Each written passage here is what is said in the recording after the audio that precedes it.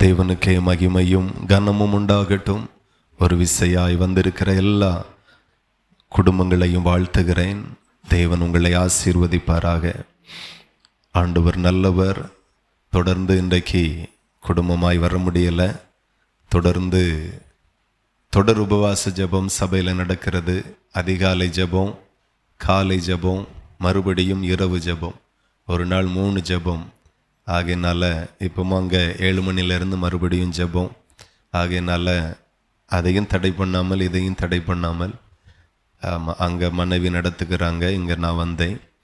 மற்ற மாதிரி வேறு எதுவும் இல்லை. சரி, கர்த்தருடைய வார்த்தைக்கு நேராய் கடந்து செல்லுவோம். கர்த்தருக்கு சித்தமான வரக்கூடிய நாட்களில் இங்கேயும் ஊழியம் அப்படின்னா கண்டிப்பாக உபவாச ஜெபம், அதுலேயும் தொடர் உபவாச ஜெபம். நம்முடைய ஸ்தாபனத்தில் பார்த்திங்கன்னா வருஷத்தில் ஒரு வாரம் தொடர் உபவாச ஜெபத்தை சொல்லுவாங்க. நாங்கள் அதை மாதத்தில் ஒருக்கா இல்லை 2 மாதத்தில் ஒருக்கா கம்பல்சரியாக அதை இது பண்ணுவோம். ஒரு வேளைங்க சூழ்நிலை வித்தியாசமாக இருந்தாலும் ஒரு 3 நாள் ஆகிலும் காலை 10 மணிலேருந்து மறுபடியும் மாலை 7 மணிலேருந்து அப்படி ஏதாவது ஒரு நாள் நீங்களாகவே முடிவு பண்ணி சொன்னால் இங்கே நடத்துவோம். அது மிகுந்த ஆசீர்வாதமாக இருக்கும். ஹல்லேலூயா. கர்த்தர் நல்லவர். தொடர்ந்து கர்த்தருடைய வார்த்தைக்கு நேராய் நம்ம கடந்து செல்லுவோம். கர்த்தர் நம்மோடு கூட பேசுவாராக. மத்தேயு எழுதின சுவிசேஷம் அதில் 7வது அதிகாரம் 16வது வசனம். மத்தேயு 7:16. அவர்களுடைய கனிகள்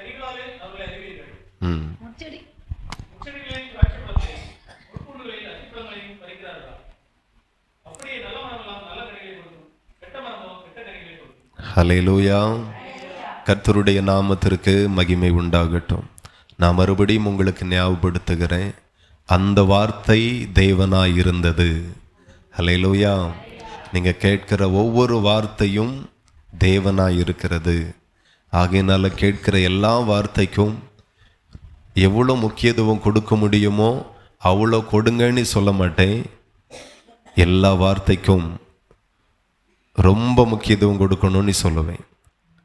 ஏனென்றால் வார்த்தைக்கு நம்ம எவ்வளோ முக்கியத்துவம் கொடுக்குறோமோ, வார்த்தை எவ்வளோ கனம் பண்ணுகிறோமோ, அந்த கணம் வெறும் எழுத்துக்கு மாத்திரமல்ல, அந்த கணம் படைத்த தேவனுக்கே கொடுக்கிறதற்கு சமம். ஆகவே வார்த்தையை ரொம்ப மதித்து ரொம்ப கனம் பண்ணி அதை நேசித்து கை கொள்ளுங்க. கேட்கிறதற்கு நிறைய பேர் இருக்கிறார்கள், கை கொள்ளுகிறவர்களுக்கு கொஞ்சம் பேர் தான் இருக்கிறார்கள். ஆகவே நம்ம கேட்கிறவர்களாய் மாத்திரமல்ல, அந்த வார்த்தைகளை கை கொள்ளுகிறவர்களாக நாம் மாறுவோம். பரலோகம் நம்ம என்றைக்கும் மறக்காது. ஹல்லேலூயா. தேவனுக்கு மகிமை உண்டாகட்டும். ஆகவே இந்த இடத்துல போன வாரம் தொடர்ந்து ஆவியின் கனிகளை குறித்து நாம் தியானிச்சுட்டே வரோம். இந்த ஆவியின் கனி இருந்தால் மாத்திரமே பரலோகத்துக்கு போக முடியும். இந்த பூமியில் தேவன் நம்மை ஆசீர்வதிக்கிறதுனால பரலோகத்துக்கு போக முடியாது. இந்த பூமியில் நாம் தேவனிடத்திலிருந்து அற்புத சுகத்தை பெற்றதுனால பரலோகத்துக்கு போக முடியாது. இயேசு கிறிஸ்து இந்த பூமியில் செய்த அற்புதத்தை ஒரு புஸ்தகம் போட்டு எழுதிட்டே போனால் உலகம் கொள்ளாது. அவ்வளோ புக் எழுதியிருக்கலாம். அவ்வளோ அற்புதத்தை செய்தார்.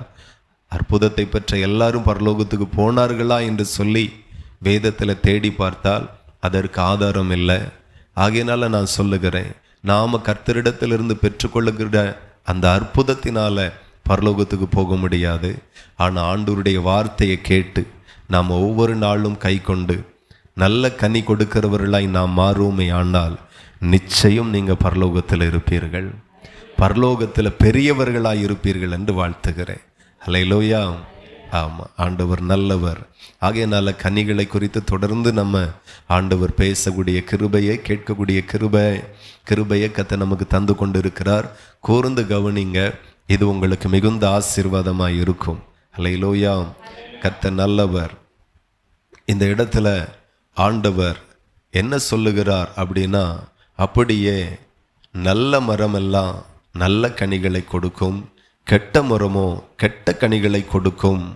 நல்ல மரம் கெட்ட கனிகளை கொடுக்க மாட்டாது, கெட்ட மரம் நல்ல கனிகளை கொடுக்க மாட்டாது. ஹல்லேலூயா.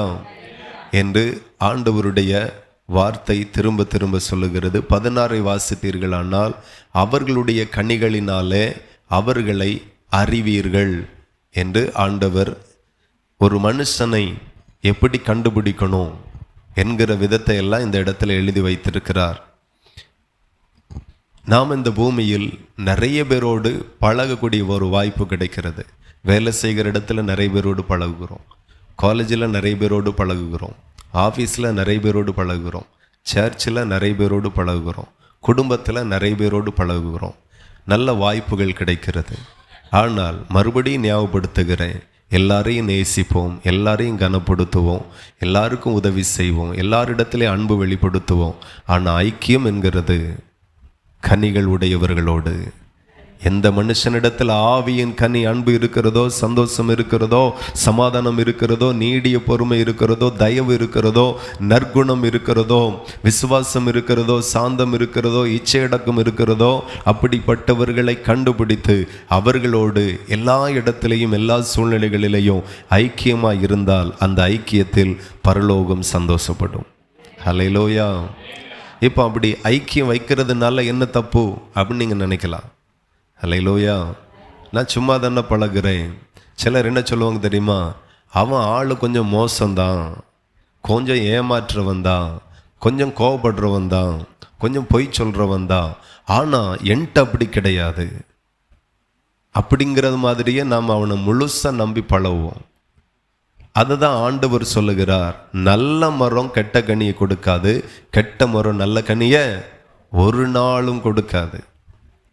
இல்லை, எல்லாற்றையும் அவன் அப்படி இருப்பான், ஆனால் என்கிட்ட ரொம்ப நல்லா இருப்பான். அது எப்படி முடியும்? வேதத்தில் அதற்கு ஆதாரம் இருக்கிறதா அப்படின்னு கேட்டால் கிடையாது. ஒருவன் நல்ல மரமாக இருந்தால் நல்ல கனிகளை மட்டும்தான் அவனால் கொடுக்க முடியும். இந்த இடத்துல எத்தனை பேர் இருக்கீங்க? உங்களால் போய் திருட முடியுமா என்ன? இல்லை உங்களால் போய் ஒரு 2 பேரை கொலை செய்ய முடியுமா என்ன? ஆமாவா இல்லையா? முடியாது. நினச்சி கூட பார்க்க முடியாது, கற்பனை கூட பண்ணி பார்க்க முடியாது. ஆமாம், என்னால் ஒருவர்கிட்ட கோவப்பட கூட என்னால் முடியாது. நான் உண்மையாக சொல்கிறேன், அதான் உண்மை. வருத்தப்படுவோம், வேதனைப்படுவோம், துக்கப்படுவோம், ஆனால் கோவப்பட கூட முடியாது. கர்த்தர் அப்படி உருவாக்கி இருக்கிறார். ஹல்லேலூயா. ஒரு மனுஷன் சரியில்லை அப்படின்னா அவன் அடுத்தவனுக்கு மாத்திரம் சரியில்லைன்னு இல்லை, நமக்கும் இன்னைக்கு இல்லைன்னா நாளைக்கு கண்டிப்பாக சரியில்லாதவனாக மாறுவான். ஆகவே ஆண்டவர் மிக தெளிவாய் சொல்லுகிறார், அவர்களுடைய கனிகளினாலே அவர்களை அறிவீர்கள். ஹல்லேலூயா. இப்போ இப்படிப்பட்ட மனுஷனிடத்தில் பழகிறதுனால என்ன தப்பு அப்படின்னு நிறைய பேருக்கு கேள்வி இருக்கும். இந்த இடத்துல நாம் வேத வசனத்தை வாசித்தோம். 2 நாளாகமும் 19:2 நாம் சில சம்பவங்களை இந்த இடத்துல வாசிக்கிறோம். இது என்ன சம்பவம் அப்படின்னா, யோசபாத் ராஜாவும் ஆகாப் ராஜாவும் அவர்கள் வாழ்ந்த நாட்களில் நடந்த ஒரு சம்பவம். வேதத்தில் ஒரு சம்பவம் எழுதி வைக்கப்பட்டிருக்கு அப்படின்னா நாம் அதில் சில பாடங்களை கற்றுக்கொள்ளும்படியாக கர்த்தர் எழுதி வைத்திருக்கிறார். அல்லேலூயா. ஆமாம். அப்போ இதில் நாம் கற்றுக்கொள்ள வேண்டிய விஷயம் நிறைய இருக்கிறது. இந்த யோசபாத் ராஜாவை குறித்து நீங்கள் பார்த்தீங்கன்னா, அவன் தேவனுக்கு பிரியமாய் நடக்கிற ஒரு ராஜா. அல்லேலூயா. ஆமாம், யோசபாத் ராஜா கர்த்தருக்கு பிரியமாய் நடக்கிறவன். ஆனால் ஆகாப் அவனை போல் அல்ல. யோசபாத் ராஜா ஆவிக்குரியவன், ஆகாப் ராஜா ஆவிக்குரியவன் கிடையாது. அவன் யோசபாத் ராஜாவை போல கர்த்தரை பின்பற்றுகிறவன் கிடையாது, நேசிக்கிறவன் கிடையாது, ஆண்டவரை கனப்படுத்துகிறவன் கிடையாது. அவன் மாம்சத்திற்குரியவன். ஆனால் யோசபாத் ராஜா அப்படி அல்ல. தன்னுடைய முற்பிதாக்கள் நடந்த வழிகளில் எல்லாம் அவன் நடக்க ஆரம்பித்தான். ஆண்டவரையே சார்ந்து கொள்ளுவான், ஆண்டவரையே விசுவாசிப்பான். இப்போ அப்படி வாழ்ந்து கொண்டு இருக்கும்போது அவன் ஆகாபோட சம்பந்தம் கலக்கிறான். அல்லேலூயா. ஆமாம், ஆகாப் ராஜாவோட ஐக்கியம் வைக்கிறான். ஆகாப் எப்படிப்பட்டவன்னு எல்லாருக்கும் தெரியும். தெரிந்த பிறகும் இந்த யோசபாத் போய் ஆகாபோடு சம்பந்தம் கலக்கிறான், ஐக்கியம் வைக்கிறான். இப்போ ஐக்கியம் வைத்ததுனால 2 பேரும் சேர்ந்து யுத்தத்திற்கு போகிறாங்க. யுத்தத்தில் வேஷம் மாறி போகிறாங்க. இப்போ அந்த யுத்தம் படுதோல்வி அடைகிறது. ஒரு சின்ன இடத்துல யோசபாத் கொலை செய்யப்பட வேண்டும், ஆனால் ஆண்டவர் அவனை காப்பாற்றுகிறார். அப்போ அந்த ஆபத்து எதனால் வந்தது, ஏன் வந்தது என்கிறதை யோசபாத்துக்கு சொல்லிக் கொடுக்கும்படி ஆண்டவர் ஏகு என்கிற ஞான திருஷ்டிக்காரனை யோசபாத்தினிடத்தில் அனுப்புகிறார். அவன் போய் அவன் பேசுகிற ஒரு விஷயம் கூட வாசிப்போம். அப்பொழுது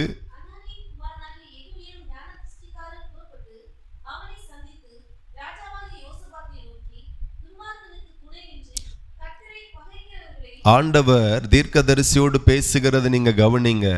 துன்மார்க்கனுக்கு துணை நின்று, அல்லேலூயா.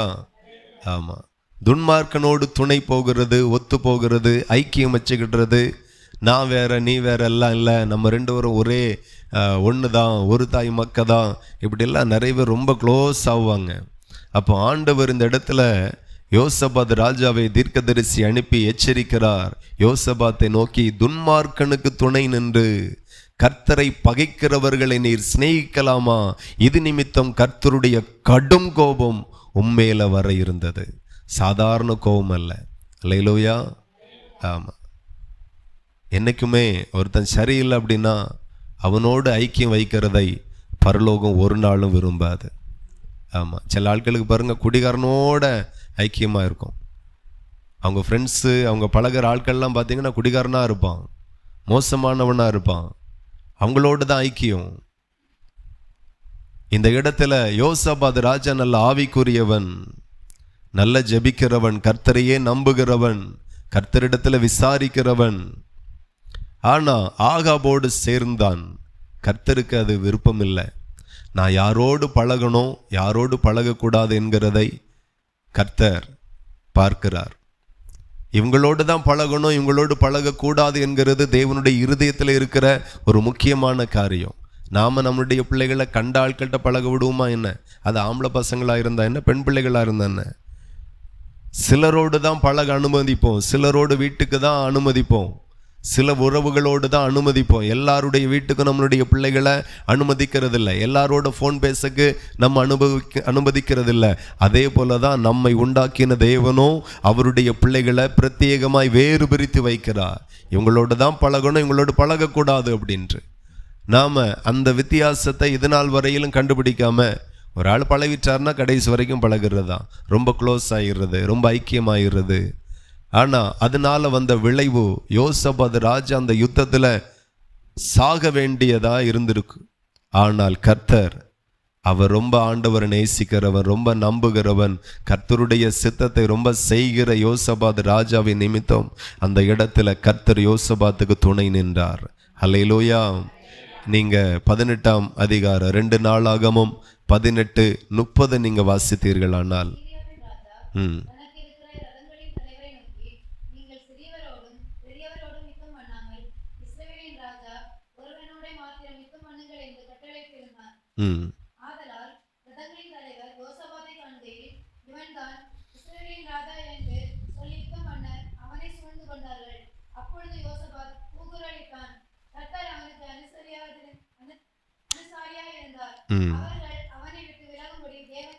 ஹல்லேலூயா.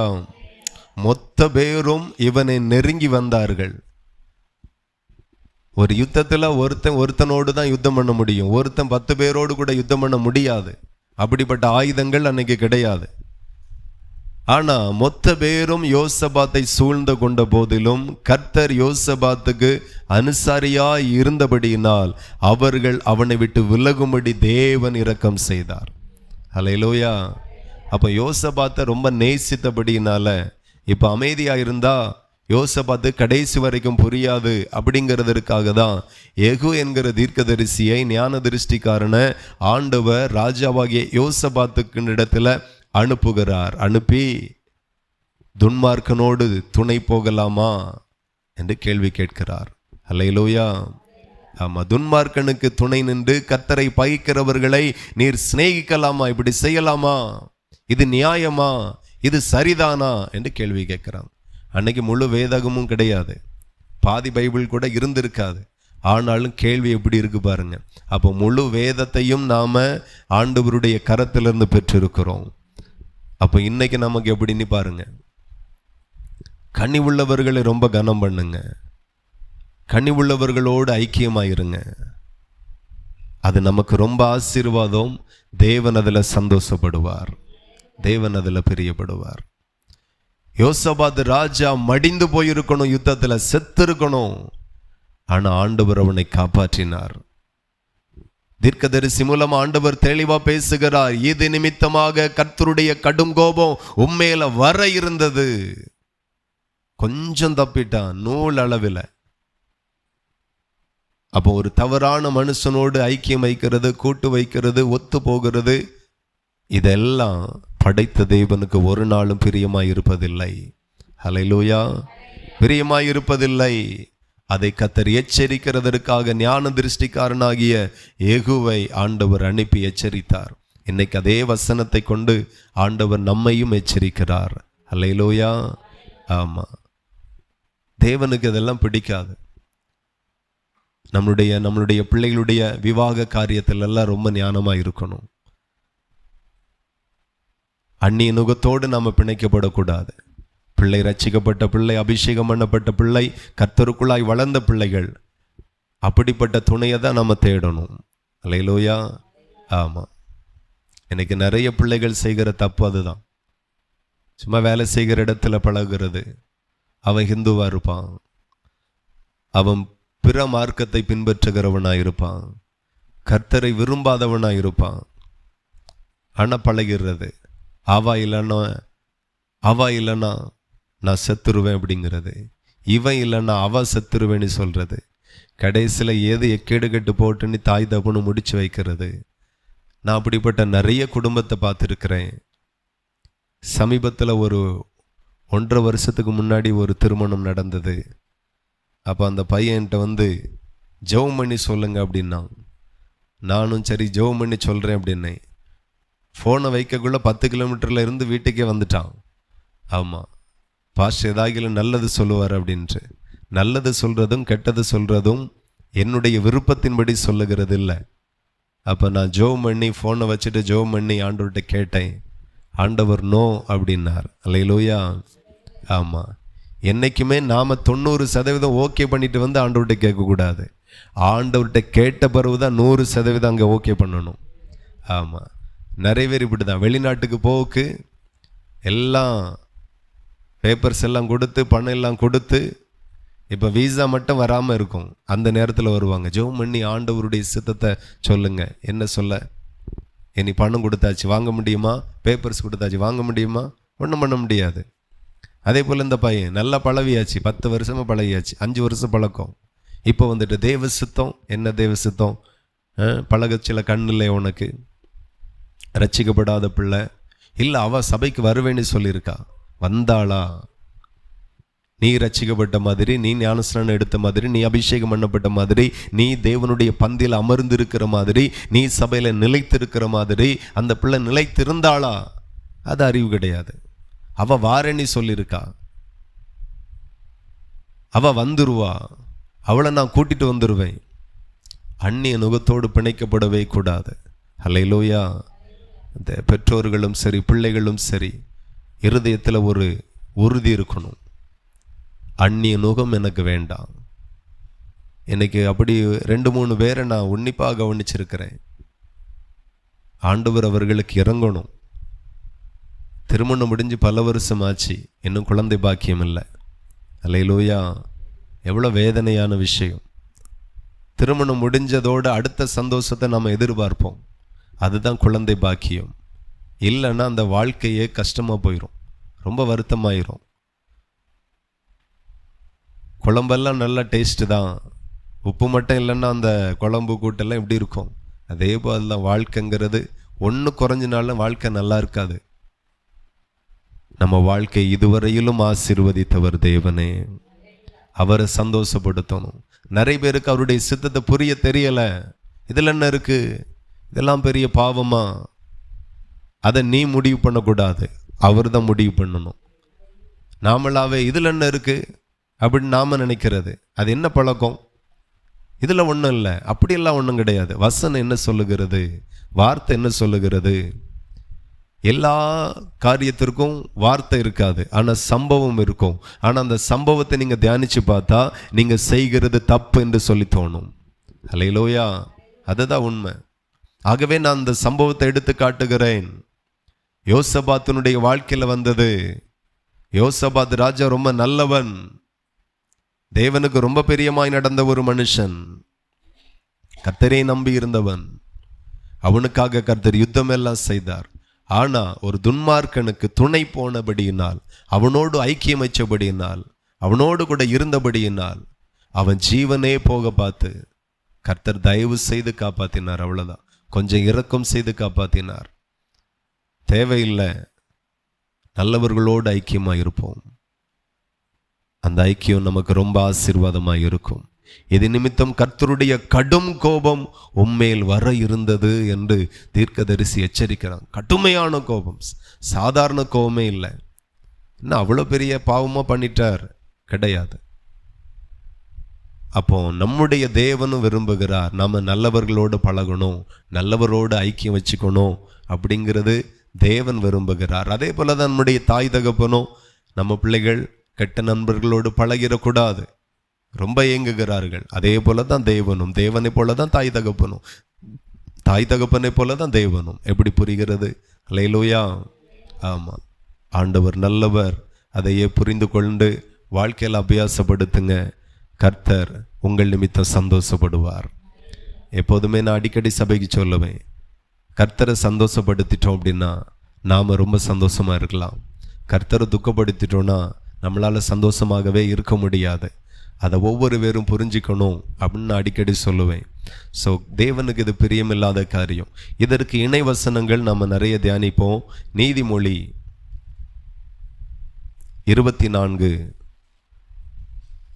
நீதிமொழி 24, 1-2.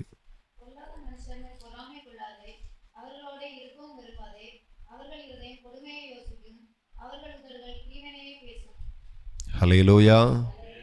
கர்த்தருடைய நாமத்திற்கு மகிமை உண்டாகட்டும். ஆண்டவருடைய வார்த்தை சொல்லுகிறது பாருங்க, பொல்லாத மனுஷன் மேல் பொறாமை கொள்ளாதே. ஆமாம், பொறாமையும் வரக்கூடாது நமக்கு. அதை நான் முதல்ல சொன்னேன். நேசிப்போம், எல்லாரையும் அன்பு செலுத்துவோம், உதவி செய்வோம், எல்லாருக்கும் இரக்கம் செய்வோம். ஆனால் ஐக்கியம் எல்லாரோடு கூட இல்லை. அதை உறுதிப்படுத்தக்க வண்ணமாக தான் ஆண்டவருடைய வார்த்தை சொல்லுகிறது. பொல்லாத மனுஷன்தான், ஆனால் அவன் மேலே நீ என்ன செய்யக்கூடாது? பொறாமை கொள்ளக்கூடாது, எரிச்சல் கொள்ளக்கூடாது. ஆமாம், வைராக்கியமாக இருக்கக்கூடாது. பொல்லாத மனுஷனுக்கே அப்படின்னா நல்ல மனுஷனுக்கு ஏம்மா எவ்வளோ செய்யணும்? அப்போ ஆண்டவர் சொல்லுகிற பொல்லாத மனுஷர் மேல் பொறாமை கொள்ளாதே, அதே சமயத்தில் அவர்களோடு கூட இருக்கவும் விரும்பாதே. இது தேவனுடைய தீர்மானம். இருக்கவே கூடாது அவனோடு, அவனுக்கு துணை நிற்கக்கூடாது, அவனோடு ஐக்கியம் வச்சுக்க கூடாது.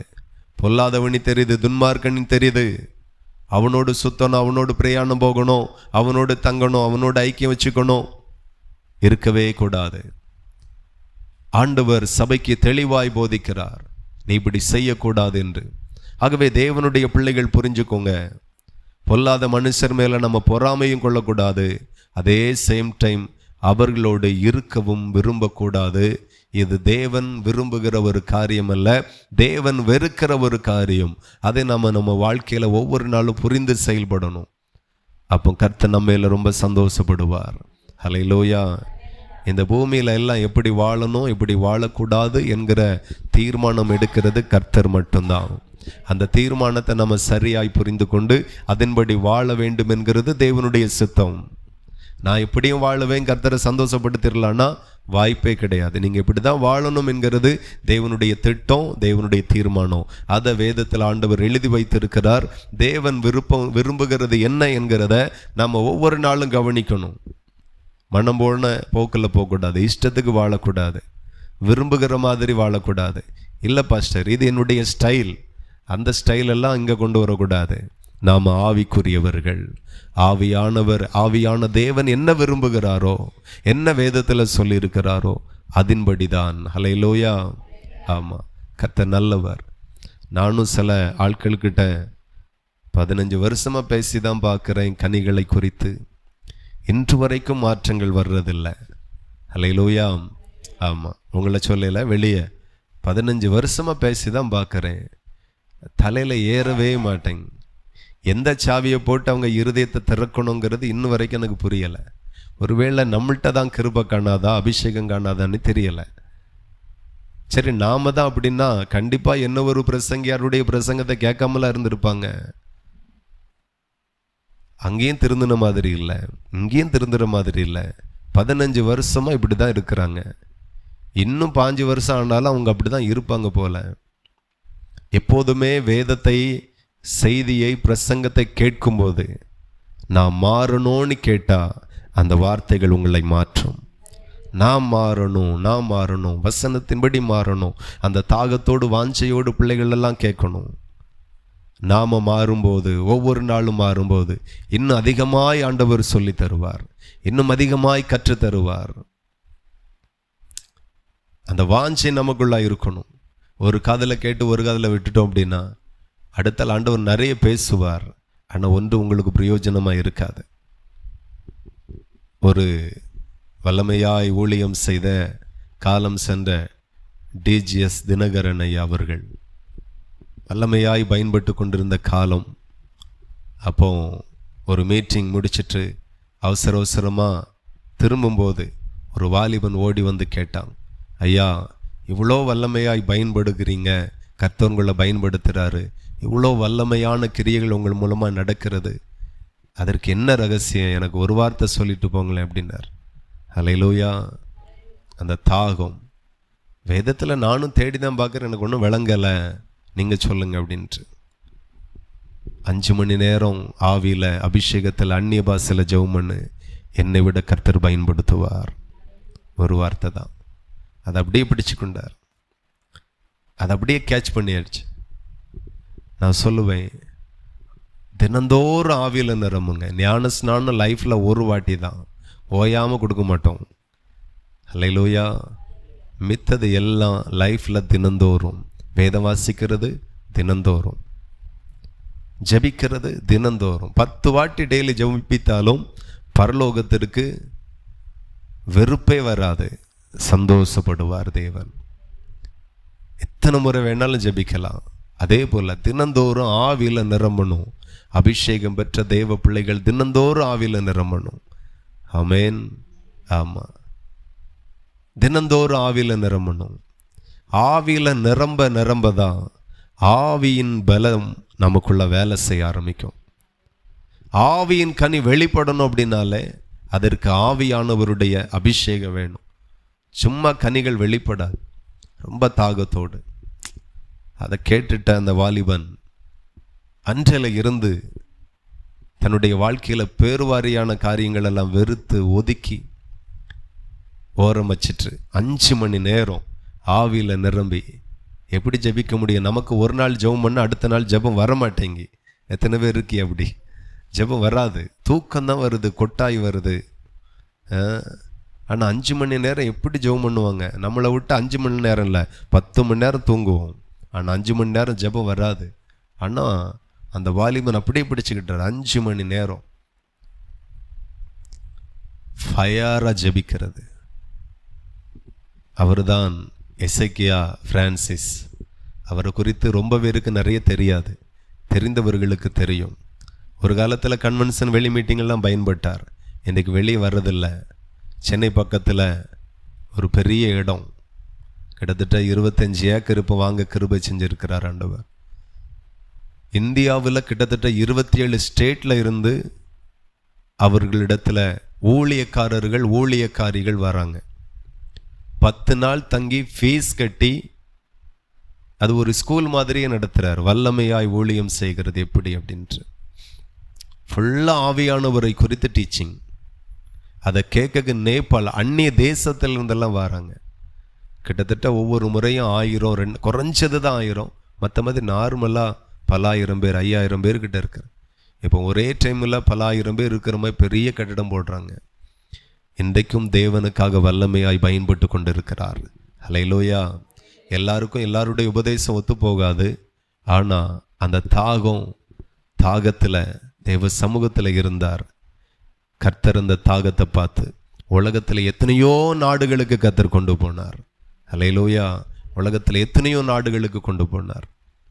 இன்றைக்கு எத்தனையோ நாடுகளில் இருந்து, தேசத்தின் எத்தனையோ டிஸ்ட்ரிக்டில் இருந்து ஆட்களை கொண்டு வந்து உட்கார வைத்திருக்கிறார். ஒரே பிரசங்கம் 4 மொழிகளிலே மொழிபெயர்ப்பு ஸ்பாட்லே பண்ணி ஜனங்களுக்கு செய்தி போகிறது. சாதாரணமாக வராங்க, அண்ணலாக போய் ஊழியம் செய்கிறார்கள். அல்லேலூயா. ஸோ தாகமாக இருக்கிறவர்களோடு நிறைய ரகசியங்களை வெளிப்படுத்துவார். அல்லேலூயா. ஆமாம், ஆராதிக்கிறதுல தாகமாக இருங்க, ஜெபிக்கிறதுல தாகமாக இருங்க, வசனத்தை கேட்கிறதுல ரொம்ப தாகமாக இருங்க, ரொம்ப வாஞ்சையாக இருங்க. கர்த்தர் அதை பார்ப்பார். வசனத்தை கேட்கிறதுல தாகம், ஜெபிக்கிறதுல தாகம், ஆவியில் நிரம்புகிறது தாகம், அவரை குறித்து அறிகிற அறிவில் தாகம், கற்றுக்கொள்ளுகிறதுல தாகம். இதெல்லாம் இருந்துச்சுன்னா அடுத்த பேதுரு நீங்க தான். ஹல்லேலூயா. கர்த்தர் உங்களை ஆசீர்வதிப்பார், பயன்படுத்த ஆரம்பிப்பார். நல்ல தாகமாய் ஆண்டவரோடு இருக்கணும். நான் சொல்லுவேன், நல்ல ஆவியில் நிரம்பி ஜெபம் பண்ணுங்க, அபிஷேகத்துக்கு முக்கியத்துவம் கொடுங்க. நிறைய பேர் பார்த்தீங்கன்னா அபிஷேகம் இல்லை, அதை குறித்து ஒரு பிரச்சனையும் இல்லை உங்களுக்கு. அபிஷேகம் உன்னதத்திலிருந்து வரக்கூடிய பலன் என்று சொல்லப்பட்டிருக்கிறது. ஆமாம், ஒரு கோழி முட்டையில் இருக்கக்கூடிய அறிவு கூட அபிஷேகத்தை குறித்து இருக்கிற அறிவு நமக்கு இல்லை.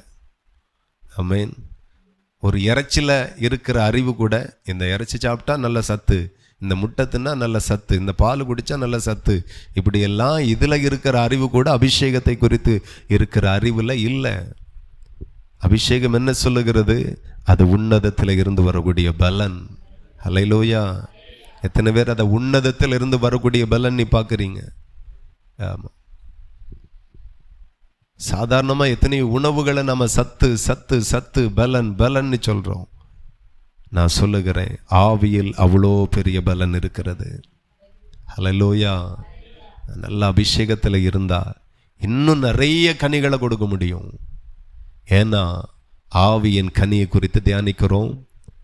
ஆவியானவர் இல்லாமல் கனியும் கொடுக்க முடியாது. ஸோ தினந்தோறும் நல்ல தாகமாக இருங்க, ரொம்ப வாஞ்சையாக இருங்க தேவன் மேலே. ஆண்டவருக்கு அது ரொம்ப பிடிக்கும். ஹல்லேலூயா. கர்த்தர் நல்லவர். அப்படியே நாம் இந்த இடத்துல வசனத்தை வாசிக்க கேட்டோம். ஆண்டவருடைய வார்த்தை சொல்லுகிறது, பொல்லாத மனுஷர் மேல் பொறாமை கொள்ளாதே, அவர்களோடு இருக்கவும் விரும்பாதே என்று ஆண்டவர் எச்சரிக்கிறார். ஹல்லேலூயா. இன்னும் ஒரு இணை வசனத்தை எடுத்து வாசிக்கலாம். யோபு 8:20.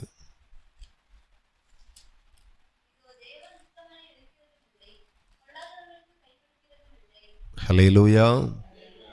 ஆண்டவர் என்ன சொல்லுகிறார்? இதோ தேவன் உத்தமனை வெறுக்கிறதும் இல்லை, பொல்லாதவர்களுக்கு கை கொடுக்கிறதும் இல்லை. ஹல்லேலூயா.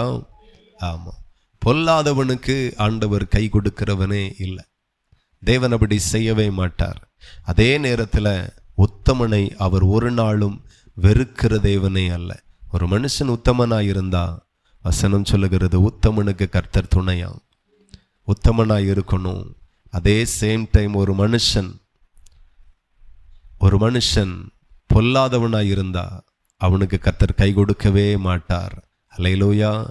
கை கொடுக்கவே மாட்டார். சங்கீதம் 26:5. சங்கீதம் 26. இந்த இடத்தில் ஆவியில் ஏவப்பட்டு எழுதப்பட்ட வார்த்தை நீங்க கவனித்தால், பொல்லாதவர்களின் கூட்டத்தை நான் பகைக்கிறேன், துன்மார்க்கரோடே நான் உட்காரேன் என்று ஆண்டவருடைய வார்த்தை சொல்லுகிறது. அப்போ துன்மார்க்கனோட உட்காருகிறத ஆண்டவர் விரும்பவில்லை.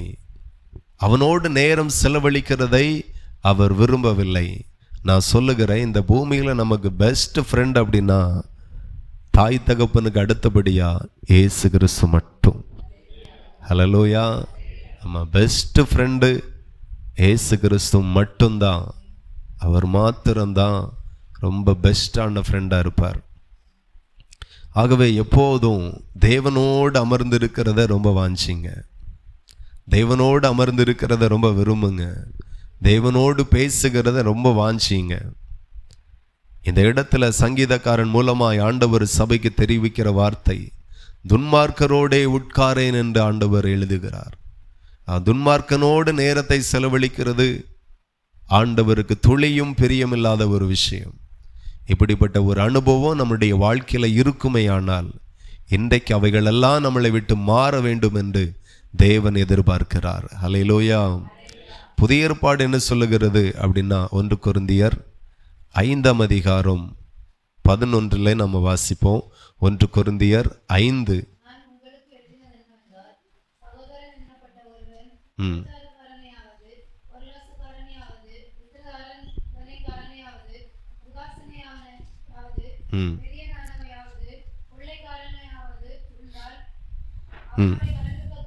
அவனோடு கலந்திருக்க கூடாது, அப்படிப்பட்டவனுடனே புசிக்கவும் கூடாது.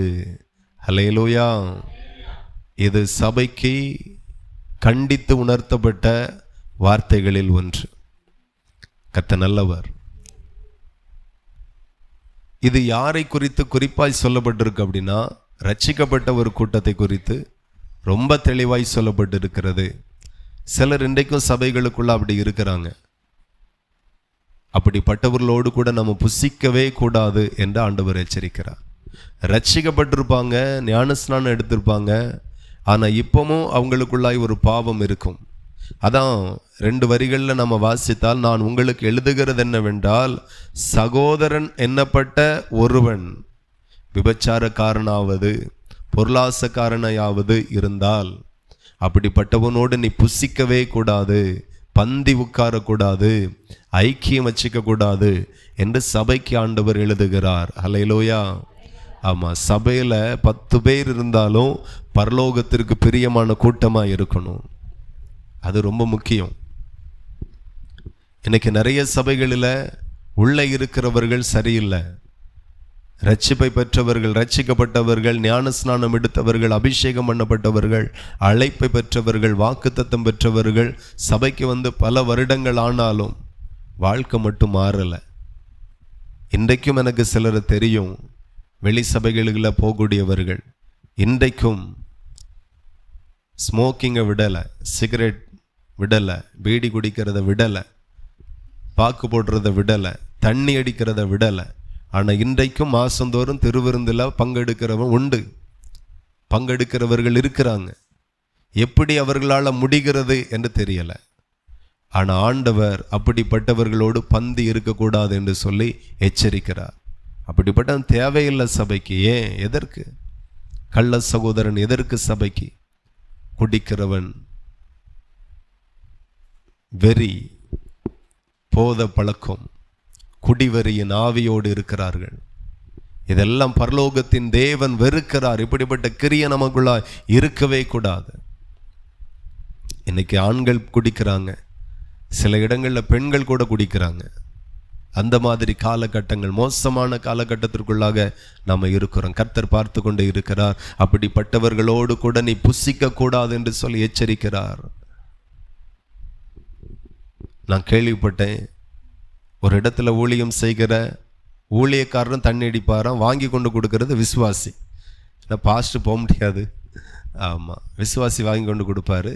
வேற கொண்டு வந்து துட்டப்ப யாருக்கும்னு நினைக்கிறிய, துட்டு பாஸ்ட்டு கொடுப்பாரு, விசுவாசி வாங்கி கொண்டு கொடுப்பாரு. வாங்கினதை 2 பேரும் சேர்ந்து தண்ணி அடிப்பாராம். கேட்கும்போது அவ்வளோ எப்படி முடியுது அதான் தெரியல. இப்படியும் இருக்கிறார்கள் இன்னைக்கு. அன்னைக்கு இருந்தவர்கள் இன்னைக்கும் சபைக்குள்ள இல்லாமலா இருப்பார்கள், இருக்கிறார்கள். வெறி, சாதாரணமான ஒரு குடிப்பழக்கத்தை விட முடியல. அப்ப ஆண்டவருக்காக என்னதான் செய்ய முடியும், என்னதான் தியாகம் பண்ணிடுவாங்க இப்படிப்பட்டவங்க. இவங்க சபைக்கு வர்றது ஒண்ணுதான், வராம இருக்கிறது ஒண்ணுதான். வந்தாலும் நரகம்தான், வராட்டியும் நரகம்தான், போயிட்டு போறாங்க. நிறைய ஸ்தாபனங்களும் சரியில்லை. வேற என்ன செய்ய, சபை நடத்தக்க ஆள் இல்லை, குடிச்சிட்டு போகிறான். வேற என்ன செய்ய, எப்படி ஆகில் நடத்திட்டு போகிறான். சபையை பூட்டுனாலும் பிரச்சனை இல்லை, இப்படிப்பட்டவனு சபைக்குள்ளே கால் எடுத்தே வச்சிடக்கூடாது. அல்லேலூயா. ஆமாம், என்னத்திற்கு சும்மா கிடக்கட்டும். ஏற்ற நாட்கள் வரும், கர்த்தர் ஏற்ற நபரை ஆண்டவர் தருவார். அன்னைக்கு பார்த்துக்கலாம். 200 ஊழியத்தை மோசமான 100 பேரை வச்சு செய்கிறதை காட்டிலும் 50 ஊழியம் செய்வோம் உண்மையான ஊழியக்காரனை வச்சு, அது போதும். கன்னியாகுமரி மாவட்டத்தில் ஒரு முறை லாட்ஜில் ஒரு ஊழியக்காரர் மாட்டினார். பேப்பர் நியூஸ்லெல்லாம் பயங்கரமாக பரவலவாக வந்தது. அப்போ பிஷப்கிட்ட போய் கேட்டாங்க, என்னையா இப்படிப்பட்டவனெல்லாம் வச்சிருக்கீல, தூக்கி விட்டுற வேண்டியதானே, எதுக்கு? அப்போ எல்லா சபையும் யார் நடத்துவோம், ஓப்பனாக நடத்துவோம் அப்படின்னு கேட்டார். ஆமாம், எல்லாவனையும் வீட்டுக்கு போக வச்சுனா கொப்பனை வந்து நடத்துவான். யார் நடத்துவா? ஆள் இல்லடே. அங்கங்கே அப்பப்போ நடக்கும். சாதாரணமாக சொல்கிறாங்க. ஜனத்தின் ஈனமானவர்களை ஆசாரியானாய் வச்சிருந்தது போல தான் இன்றைக்கி நிறைய ஸ்தாபனங்கள் அப்படி இருக்குது, நிறைய சபைகளில் அப்படி இருக்குது. நடத்தாண்டா, சும்மா இருக்கட்டும், தேவையில்ல ஊழியம். 200 சபை எனக்கு இருக்குன்னு சொல்கிறது காட்டிலும் ஸ்தாபனம் 50 சபை தான் எங்கள்கிட்ட இருக்குது, சின்ன ஸ்தாபனம் தான், இருக்கட்டும். பொல்லாதவர்கள் ஆண்டவர் எச்சரிக்கிறார். அப்படிப்பட்டவர்களோடு நீ பந்தி கூட இருக்கக்கூடாது, அப்படிப்பட்டவனோடு நீ புசிக்கக்கூடாது, தெளிவாய் சொல்லுகிறார். இன்னைக்கு சபைகளுக்குள்ளா இருக்கிற நிறைய பேருக்குள்ள அப்படிப்பட்ட இச்சைகள் கிரிய செய்கிறது. கொஞ்சம் குடிச்சா என்ன? சால்வேஷன் ஆர்மி சர்ச்சுக்கு போகிறவர், ஆமாம், ஆராதனை எல்லா ஆராதனைக்கும் முடங்க மாட்டார், கரெக்டாக போயிடுவார். அவர் தான் கோயில் குட்டியா அப்படி சொல்லுவாங்க. நம்ம கோயிலுக்கு அப்படி ஒரு குட்டி இல்லை, அப்படி ஒரு குட்டி தேவையும் இல்லை. அவர் அங்கே கோயில் குட்டி. ஆமாம், சபைக்கு போச்சில் நான் தண்ணி அடிக்க மாட்டேன், போயிட்டு வந்து அடிப்பேன். அதில் வேற ஒரு பரிசுத்தம், போச்சல் அடிக்க மாட்டேன், போயிட்டு வந்து அடிப்பேன். இப்பவும் வயசு நல்லாச்சு, இப்பவும் அதே பழக்கம் இருக்கு. டீசெண்டாக சொல்கிறாங்க, நான் அடிக்கிறது யாருக்கும் வெளியே தெரியாது, உள்ளே இருக்கிறவருக்கு தெரியும் தானே. கர்த்தருடைய கண்கள் பூமி எங்கும் உலாவி கொண்டு இருக்கிறது அவருக்கு தெரியும் தானே. அப்போ மனுஷன் பார்த்துருவாங்கிற ஒரு பயம் இருக்கு, ஆனால் தேவன் பார்க்கிறார் என்கிற பயம் யாருக்கும் இல்லை. அப்படிதானே? மனுஷன் பார்த்துருவான், அதனால யார் ரகசியமாக அடிக்கிறேன் ராத்திரி. மனுஷனுக்கு பயம் இருக்கு, படைத்த தேவனுக்கு பயம் இல்லை. நான் என்ன செய்கிறேன், என்ன செய்யணும், என்ன செய்யக்கூடாது அறிவே இல்லை. ஆண்டவர் மிக தெளிவாய் சொல்லுகிறார், நான் பரிசுத்தர், ஆகையால் நீங்களும் பரிசுத்தமாய் இருங்கள். ஆராதனை எல்லாம் சும்மா ஆராதிக்க கூடாது, பரிசுத்த அலங்காரத்துடனே கர்த்தரை தொழுது கொள்ளுங்கள். இப்போ ஆராதனை எல்லாம் பரிசுத்த அலங்காரம். நம்ம நீட்டாக குளிச்சுட்டு ட்ரெஸ் பண்ணிட்டு வர்றோம், வெளிப்பிரகாரம் உள்பிரகாரம் பரிசுத்த அலங்காரம். அந்த பரிசுத்தத்தில் ஒரு அழகு இருக்கணுமாம். அல்லேலூயா. நம்ம இந்த ட்ரெஸ்ஸை போட்டேன் ஆனால் எனக்கு அழகா இல்லை அப்படின்னு எத்தனையோ முறை கண்ணாடிக்கு முன்னுட்டு இதை போய் வாங்கி தொலைச்சிட்டோமே அப்படின்னு ரொம்ப நாள் வருத்தப்பட்டிருப்பிய. ஆனால் ஆண்டவர் சொல்லுகிறார், பரிசுத்த அலங்காரம், பரிசுத்தம் மட்டும் இல்லை, அதில் ஒரு அலங்காரம் இருக்கணும் அப்படிங்கிறத தேவன் எதிர்பார்க்கிறார். பரிசுத்தம்னா தெரியும், பரிசுத்த அலங்காரத்துக்கு எங்கே போய் படிக்க? பரிசுத்த அலங்காரம் மெயின்டைன் பண்ணணும். அதை கொஞ்ச நாள் ப்ராக்டிஸ் பண்ணால் வந்துடும், ட்ரை பண்ணணும். ஆண்டவர் என்னை பரிசுத்த அலங்காரப்படுத்தணும், பரிசுத்த அலங்காரம் எனக்கு வேணும். அப்படிப்பட்டவர்கள் ஆராதிக்கிறதை பரலோகம் விரும்புகிறது. இன்னைக்கு நாம் யூனிஃபார்மோடு ஆராதிக்கிறோம், எதில் நாம் திருப்தியாக இருக்கிறோம். ஆனால் பரலோகம் எதிர்பார்க்கிறது யூனிஃபார்மோடு ஆராதிக்கிறதோடு நிற்கக்கூடாது, பரிசுத்தத்தோடு பரிசுத்த அலங்காரத்தோடு கர்த்தரை தொழுது கொள்ளுகிறதை பரலோகம் எதிர்பார்க்கிறது. அந்த ஒரு ஆராதனையை தேவன் ஏக்கத்தோடு அங்கீகரிக்கிறார்.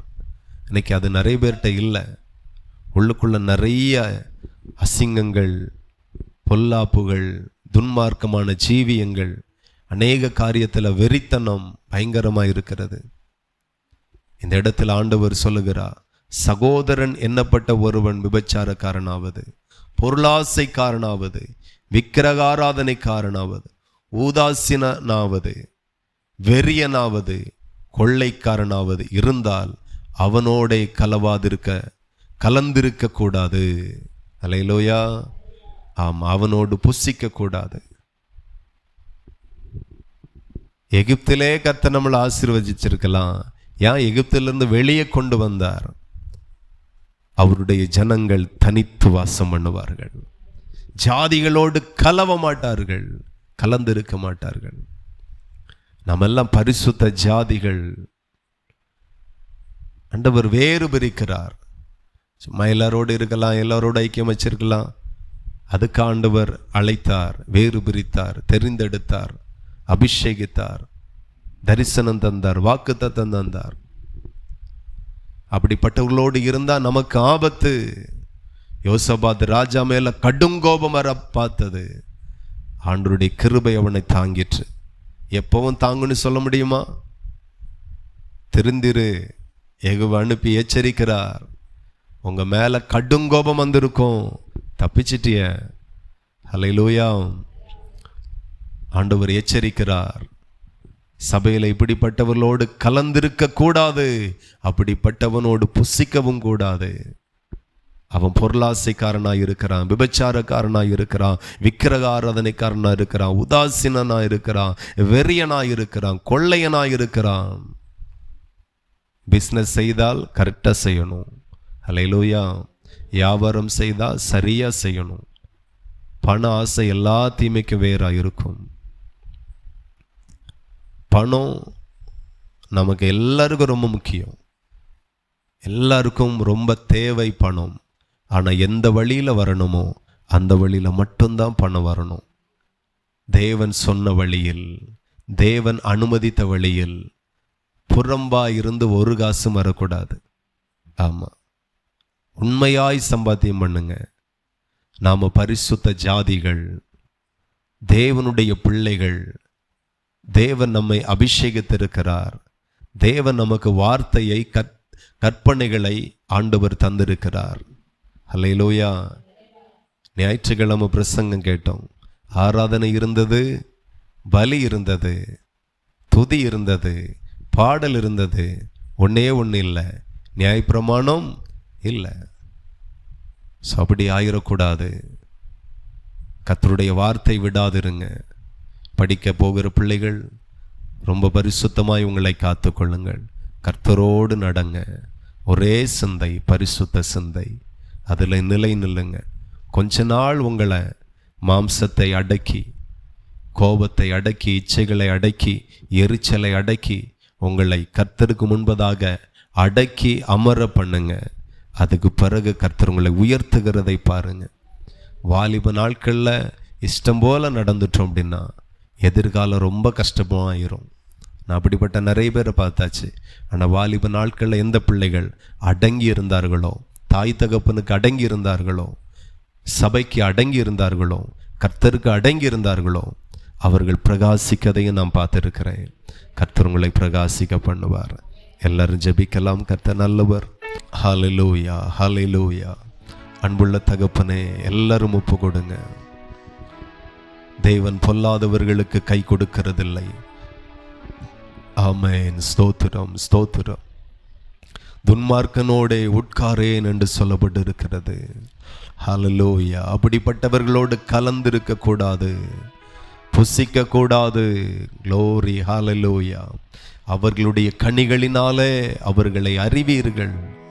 நல்ல மரம் கெட்ட கனியை கொடுக்காது, கெட்ட மரம் நல்ல கனியை கொடுக்காது. அவர்களுடைய கனிகளினாலே அவர்களை நீங்க அறிவீர்கள். Thank you lord. ஹல்லேலூயா. ஆண்டவரே, எனக்கு இந்த ஞானத்தை தாரும், இந்த அறிவை எனக்கு தாரும். ஆமென். எல்லாரும் ஸ்தோத்திரம் பண்ணுங்க. இன்னும் கற்றுத்தாருங்கப்பா. கேட்ட வார்த்தைகள் எல்லாம் இருதயத்தில் நான் வைக்கணும். எதையும் நான் விட்டுறக்கூடாது, மறந்துடக்கூடாது. வார்த்தைக்கு நான் முக்கியத்துவம் கொடுக்கணும். எல்லாரும் கேளுங்க. வார்த்தையை நான் ரொம்ப மதிக்கணும். வசனத்தை நான் ரொம்ப கனம் பண்ணணும். க்ளோரி, ஹல்லேலூயா. சோதரம், சோதரம், சோதரம், சோதரம். கர்த்தரை துதியுங்கள், அவர் நல்லவர். ஆண்டவரே ஸ்தோத்திரம். நல்ல ஐக்கியம், நல்லவர்களோடு ஐக்கியம், பரிசுத்தவான்களோடு ஐக்கியம். க்ளோரி, ஹல்லேலூயா. ஸ்தோத்திரம் தகப்பனே, ஸ்தோத்திரம் தகப்பனே. உம்மை துதிக்கிறோம் ஆண்டவரே, உம்மை ஸ்தோத்தரிக்கிறோம் ஆண்டவரே, உம்மை வாழ்த்துகிறோம் தகப்பனே. ஹல்லேலூயா, ஹல்லேலூயா. உங்கள் வார்த்தைகள் எல்லாம் மனதில் வைத்து அதன்படி நடக்கக்கூடிய கிருபைகளை கர்த்தருக்கு தாருங்க. ஆமேன் தகப்பனே. இன்றைக்கும் இந்த வேத பாட பகுதியில் கர்த்தர் வந்து எங்களோடு பேசினதற்காய் நன்றி, எங்களோடு இடைப்பட்டதற்காய் நன்றி, எங்களுக்கு அநேக வார்த்தைகளை கற்றுக் கொடுத்ததற்காய் நன்றி. இன்னும் அநேக வார்த்தைகளை கற்றுக்கொள்ள நான் வாஞ்சையாய் இருக்கிறேன், தாகமாய் இருக்கிறேன். தெய்வம் எங்களோடு பேசுங்க ஆண்டவரே, பேசுங்க, இன்னும் பேசுங்க. இந்த சபை சத்தியத்தில் நிலை நிற்கணும், இந்த சபை உபதேசத்தில் நிலை நிற்கணும். தேவன் உதவி செய்யுங்க. இந்த வீடியோவை பார்க்கிற ஒவ்வொரு பேரும் கர்த்தருடைய வார்த்தையில நிலை நிற்பார்களாக, கர்த்தருடைய வசனத்தில் நிலை நிற்பார்களாக, கனி கொடுப்பார்களாக. ஆசீர்வதியும், தொடர்ந்து பெரிய காரியங்களை செய்யும். இயேசுவின் நாமத்தில் ஜெபிக்கிறோம், ஜெபங்களும் நல்ல பிதாவே, ஆமென். என் ஆத்துமாவே கர்த்தரை ஸ்தோத்திரி, என் முழு உள்ளமே பரிசுத்த நாமத்தை ஸ்தோத்திரி. என் ஆத்துமாவே கர்த்தரை ஸ்தோத்திரி, கர்த்தர் செய்த சகல உபகாரங்களை மறவாதே. ஆமென். கர்த்தராகிய இயேசு கிறிஸ்துவினுடைய கிருபையும் பிதாவாகிய தேவனுடைய அன்பும் பரிசுத்த ஆவியின் ஐக்கிய சிநேகமும் இன்னும் இன்னும் சதா காலமும் நாம் அனைவரோடும் என்னும் இருப்பதாக. ஆமென். ஹல்லேலூயா. கர்த்தர் உங்களை ஆசீர்வதிப்பார். Praise the Lord. ஸ்தோத்திரம், ஸ்தோத்திரம்.